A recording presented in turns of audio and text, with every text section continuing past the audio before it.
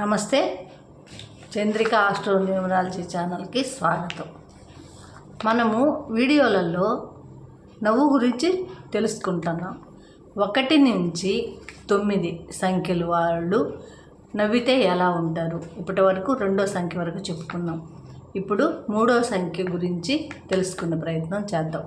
అమ్మాయిలైనా అబ్బాయిలైనా 3, 12, 21, 30 ఈ తేదీల్లో జన్మించిన వాళ్ళు ఎలా నవ్వుతారు అనేది వాళ్ళ నవ్వులో అర్థాలు తెలుసుకునే ప్రయత్నం చేద్దాం.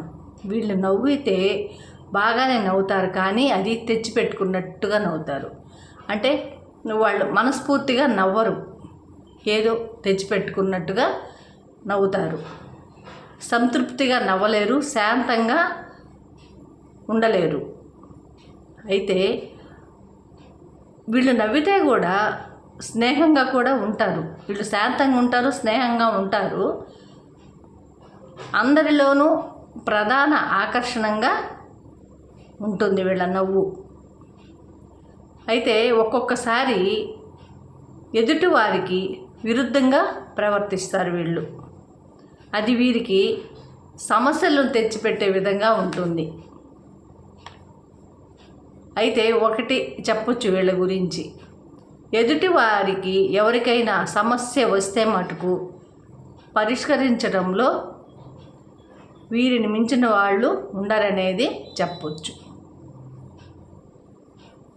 ఎవరికైనా సమస్య వస్తే పరిష్కరించే వాళ్ళల్లో వీళ్ళే ముందుంటారు అనేది చెప్పొచ్చు. దానివలన వీళ్ళకి అకారణమైన శత్రువులు, కారణం లేకుండానే శత్రువులు ఎక్కువ అవుతారు. వీళ్ళకి శత్రుత్వాలు ఏర్పడతాయి.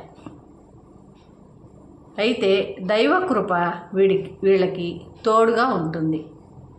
దైవకృప వీళ్ళకి తోడుగా ఉంటుంది.